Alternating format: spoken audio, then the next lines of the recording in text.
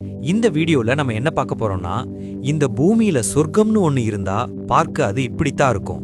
சுத்தமான நீலக்கடல், வெள்ள மணல், அடர்ந்த பச்சை பசுமையான காடுகள்.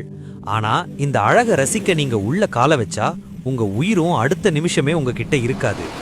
இது சென்டினல் ஐலண்ட். இந்தியாவோட அந்தமான் தீவுகளுக்கு மிக அருகில இருக்கிற ஒரு மர்ம தேசம். நிலாவுக்கு மனுஷன் போயிட்டான், செவ்வாய் கிரகத்திற்கு ராக்கெட் விடுகிறோம். ஆனா 21ஆம் நூற்றாண்டிலும் நம்மளால எட்டி பார்க்க கூட முடியாத ஒரே இடம் இதுதான். இங்க வாழற மக்கள் யாரு? 60,000 வருஷமா இவங்க எப்படி வெளி உலகமே தெரியாம இருக்காங்க? ஏன் இவங்கள பார்த்தா உலக நாடுகளே நடுங்குது? 2018ல பைபிளோட போன ஒரு அமெரிக்க இளைஞனுக்கு அங்க என்ன நடந்துச்சு? வரலாறு, அறிவியல், மர்மம் எல்லாத்தையும் அலசி அந்த தீவுக்குள்ள ஒரு வெர்ச்சுவல் விசிட் அடிப்போம் வாங்க. முதல்ல இந்த தீவு ஏன் இவ்வளவு மர்மமா இருக்குன்னா அதோட அமைப்பு. இந்த தீவு இயற்கையாகவே ஒரு கோட்டை மாதிரி அமைஞ்சிருக்கு. தீவை சுற்றி பல கிலோமீட்டருக்கு கடலுக்கு அடியில கூர்மையான பவளப்பாறைகள் வேலி மாதிரி அமைஞ்சிருக்கு. இதனால பெரிய கப்பல்கள் எதுவும் தீவு பக்கத்துல நெருங்க முடியாது. அதையும் மீறி போனா கப்பல் தடை தட்டி உடைந்துவிடும். இயற்கையே இவங்களுக்கு ஒரு பாதுகாப்பு கொடுத்திருக்கு. ஆனா 2004 சுனாமிக்கு அப்புறம் ஒரு விசித்திரமான மாற்றம் நடந்துச்சு. நிலநடுக்கத்துல இந்த தீவு அமைஞ்சிருக்கிற பூமி தட்டு அப்படியே மேல எழும்பிடுச்சு. இதனால தீவை சுத்தி இருந்த கடல் பகுதி இப்ப நிலப்பரப்பா மாறி தீவு இன்னும் பெருசா ஆயிடுச்சு. ஆனாலும் அந்த காட்டுக்குள்ள என்ன இருக்குன்னு சேட்டலைட் வச்சு கூட நம்மளால பார்க்க முடியல. ஏன்னா மரங்கள் அவ்வளவு அடர்த்தி. சரி, யாருப்பா இவங்க? இவங்க ஆப்பிரிக்கால இருந்து கிளம்பி வந்த முதல் மனித இனம், அதாவது ஹோமோசேப்பியன்ஸோட நேரடி வாரிசுகள். சுமார் 60,000 வருஷத்துக்கு முன்னாடி கடல் மட்டம் குறைவா இருந்தப்ப நடந்து வந்தவங்க. கடல் மட்டம் உயர்ந்ததும் இந்த தீவுல சிக்கிக்கிட்டாங்க. அன்னைக்கு மூடின கதவு இன்னைக்கு வரைக்கும் திறக்கல.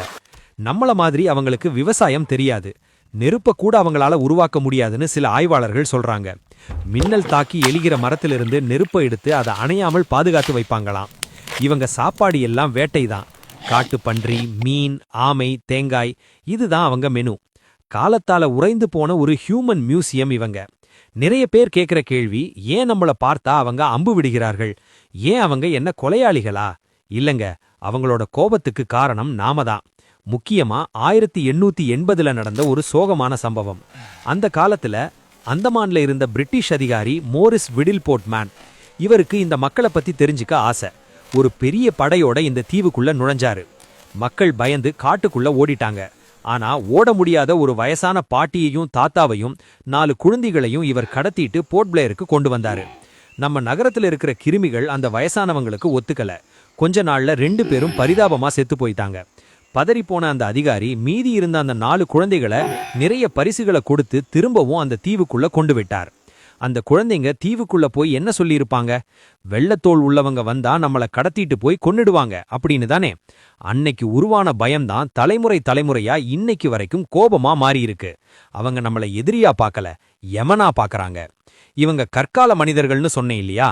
ஆனா அவங்க அம்பு முனைகள் மட்டும் இரும்புல செய்தது. இந்த இரும்பு அவங்களுக்கு எப்படி கிடைச்சது? இங்கதான் ஒரு சுவாரஸ்யம் இருக்கு. 1981ல பிரிம்ரோஸ் அப்படிங்கிற ஒரு சரக்கு கப்பல் புயல்ல சிக்கி இந்த தீவுல தரை தட்டிடுச்சு. கப்பல்ல இருந்தவங்க, ஐயோ காட்டுவாசிகள் வந்துட்டாங்க அப்படின்னு வயர்லெஸ்ல எங்களை காப்பாத்துங்கன்னு அலர்னாங்க. நல்ல வேளையா ஒரு ஹெலிகாப்டர் வந்து அவங்கள மீட்டுச்சு. ஆனா அந்த கப்பல் அங்கேயே தான் இருந்துச்சு. சென்டினல் மக்கள் சும்மா விடுவாங்களா? அந்த கப்பல்ல ஏறி நாங்க அதுல கிடைத்த இரும்பு கம்பிகளை உடைத்து எடுத்து அதை கூர்மையாக்கி அவங்க ஆயுதங்களை அப்டேட் பண்ணிட்டாங்க. அந்த இரும்பு நமக்கே யமன் ஆயிடுச்சு. வரலாறு முழுக்க துப்பாக்கி சத்தம் கேட்ட இந்த தீவுல 1991 ஜனவரி 4ஆம் தேதி ஒரு அதிசயம் நடந்துச்சு.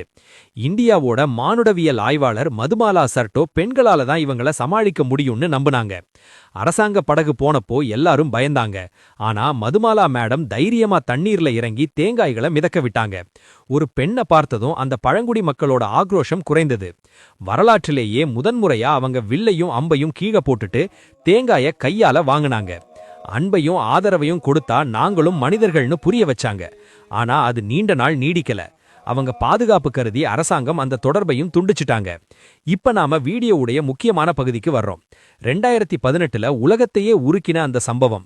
அமெரிக்காவை சேர்ந்த 26 வயசு இளைஞர் ஜான் ஆலன் சாவ் தீவிரமான கடவுள் பக்தி உள்ளவர். அந்த மக்களுக்கு கடவுளை பத்தி தெரியல, நான் போய் சொல்லித்தர்றேன்னு முடிவு பண்ணாரு.